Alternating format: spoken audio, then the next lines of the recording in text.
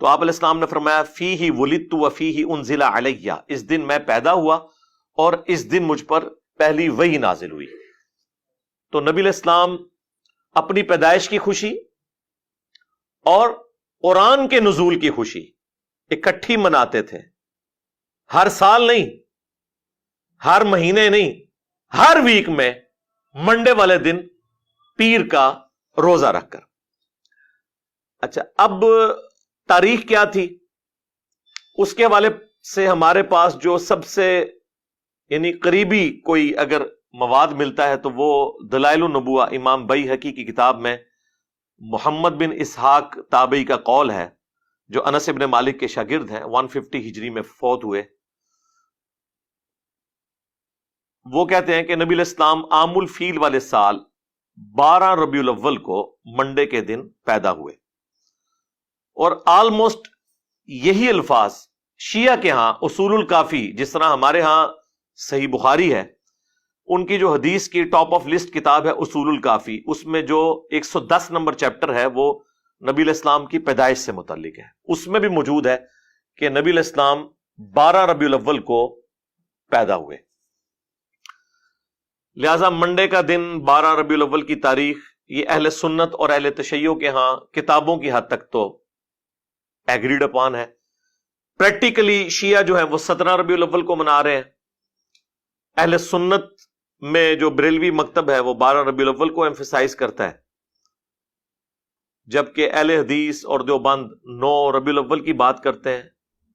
اپنے اپنے طریقے سے سارے منا ہی رہے ہوتے ہیں، کوئی اسے امام الانبیاء کانفرنس کہہ کے مناتا ہے، کوئی سیرت النبی کانفرنس کے ذریعے، کوئی میلاد مصطفیٰ کانفرنس کے ذریعے صلی اللہ علیہ وآلہ وسلم۔ بہرحال اس کے اوپر اتنا تو کنسنسس ہو چکا ہے کہ ربیع الاول کے مہینے میں ہمیں نبی علیہ السلام کی سیرت کو، آپ کے کردار کو، آپ کے معجزات کو، آپ کے دنیا میں آنے کے مقصد کو ڈسکس کرنا ہے۔ جمعے کے خطبوں کے اندر تمام مکاتب فکر کے لوگ ڈسکس کرتے ہیں، اور اس پہ اجماع ہو چکا ہے۔ تو اجماع خود بہت بڑی دلیل ہے۔ المستدرک للحاکم میں یہ حدیث موجود ہے، المعجم الکبیر طبرانی میں بھی، کہ نبی علیہ السلام نے فرمایا کہ اللہ تعالیٰ میری امت کو کبھی بھی گمراہی پر جمع نہیں ہونے دے گا۔ جماعت پہ اللہ کا ہاتھ ہے۔ جماعت سے مراد یہ پارٹیاں نہیں، یعنی پوری امت جس چیز کو صحیح سمجھ رہی ہوگی وہ درست ہوگی۔ اس حد تک تو امت صحیح سمجھتی ہے کہ محرم میں اہل البیت کا ذکر ہو، رمضان میں رمضان کا ذکر ہو، روزوں کا ذکر ہو، اس کے مسائل بیان ہو، ربیع الاول کے موقع پر نبی علیہ السلام کی شخصیت کو ڈسکس کیا جائے۔ باقی یہ جو کچھ اپنے اپنے انداز میں جو میلاد منایا جا رہا ہے دنیا کے مختلف کونوں کے اندر، جھنڈیوں کی شکل میں، جلوسوں کی شکل میں، خانہ کعبہ شریف، روزہ شریف کے ماڈل بنا کے، اب تو اس لیول تک لوگ چلے گئے کہ ان ماڈلز کے سامنے کھڑے ہو کے دعائیں بھی کر رہے ہوتے ہیں، اور ان کے اپنے علماء چیخ رہے ہوتے ہیں کہ یہ کیا حرکت کر رہے ہو، لیکن ان کی بات کوئی ماننے کے لیے تیار ہی نہیں ہوتا۔ زیادہ زور اس لیے نہیں لگاتے کہ انہیں خطرہ ہے کہ وہ ہم پہ ہی نہ فتویٰ لگا دیں کہ یہ بھی کہیں انجینئر کو تو نہیں سنتا، تو اس لیے پھر وہ ایک خاص لمٹ کو کراس نہیں کرتے۔ یہی ہوتا ہے جب آپ سنت کے راستے کو چھوڑتے ہیں تو پھر ایک ایکسٹریم لیول تک چیزیں چلی جاتی ہیں جو آپ کے قابو نہیں آتی۔ ہاں، جہاں تک اللہ کو منظور ہوتا ہے وہاں تک اللہ تعالیٰ کی غیبی تائید ہوتی ہے۔ تو غیبی تائید اس لیول تک تو ہے کہ ہم ربیع الاول میں ڈسکس کریں، کیوں نہ کریں، یعنی اس سے بڑا کوئی موقع نہیں ہے کہ نبی علیہ السلام کے پیدائش کے مقصد کو، آپ کی سیرت کو، آپ کے معجزات کو، آپ کی صورت کو، ان ساری چیزوں کو ڈسکس کیا جائے۔ اس میں کوئی دوسری رائے نہیں ہے۔ یہ تو بہت بڑی بدبختی ہے کہ کوئی اس مہینے کے اندر ان چیزوں کا ذکر ہی نہ کرے، اور ہر اوٹ پٹانگ ٹاپکس جو ہیں وہ اپنے جمعے کے خطبوں کا حصہ بنا لیں۔ پولیٹیکل ٹاپکس بھی، اپنے فرقوں کے فضول قسم کے ٹاپکس، ان کو تو ڈسکس کریں، اور نبی علیہ السلام کے دنیا میں آنے کے مقصد کو، آپ کے میلاد کو، آپ کی سیرت کو، آپ کی صورت اور معجزات کو ڈسکس نہ کرے، تو یہ تو بدبختی کسی کی ہو سکتی ہے۔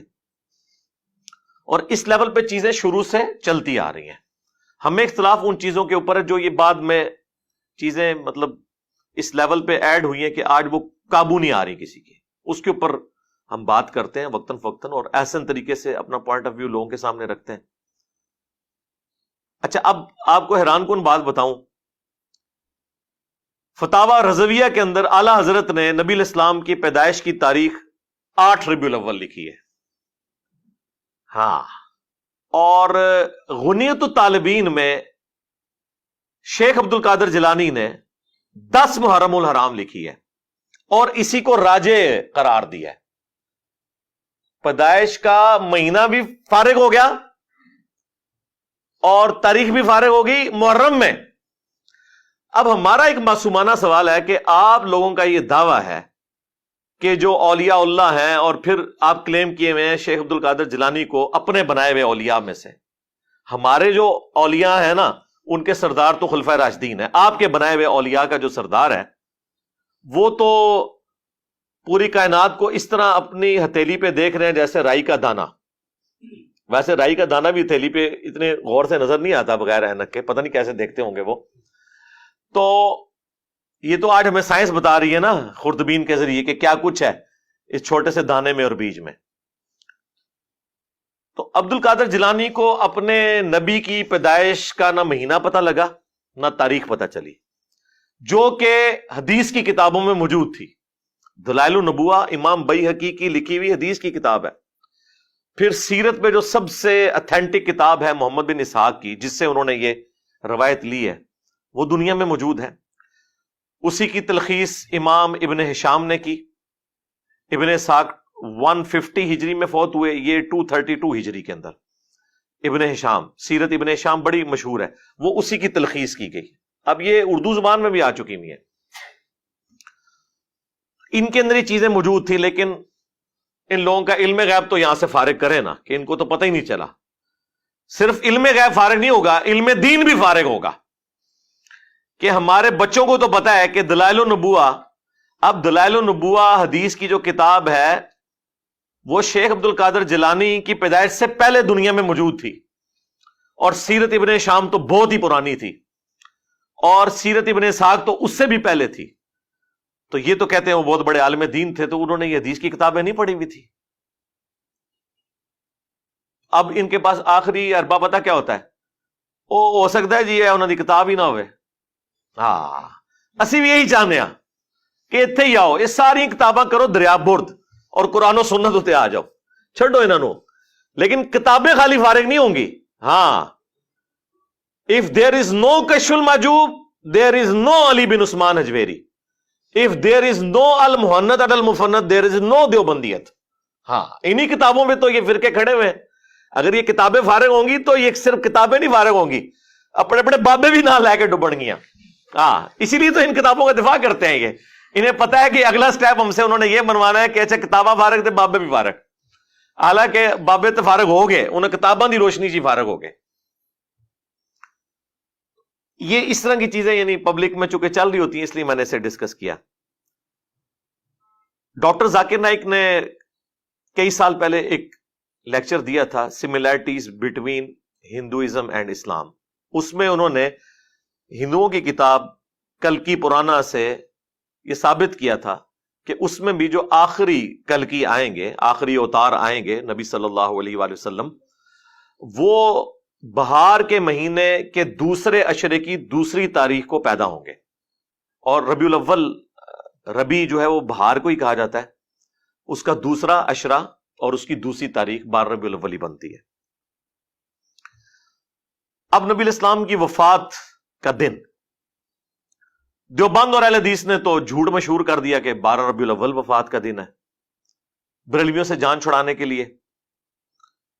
اس پہ بھی رہتے تو چلے کوئی بات ہضم ہو جاتی، لیکن وہ پھر اس میں اس سے بھی آگے گئے. انہوں نے کہا کہ یہ تو غم کا دن تھا اور بریلوی اس دن خوشی منا رہے ہیں. اچھا، ادھر تو یہ بات کرتے ہیں، جب ہم 10 محرم کے اوپر اہل البیت کا ذکر کریں تو کہتے ہیں نہیں، سوگ تو 3 دن ہوتا ہے، غم منانے کی ضرورت ہی نہیں ہے. کسی کی جگہ دیکھ لو وہ یار. تو ایک طرف آپ کہتے ہیں غم منانے کی ضرورت نہیں ہے، دوسری جگہ آپ کہتے ہیں یہ تو غم کا دن ہے. اور وہ عجیب سا ایک بڑا دردناک سا میسج بھی وہ فلوٹ کرواتے ہیں جی کہ اس دن مدینے کی گلیوں میں جو ہے وہ غم کی کیفیت تھی صحابہ کرام پہ، اور یہ دیکھو یہ جھنڈیاں لگا رہے ہیں. پہلی بات ہے کہ تمہارے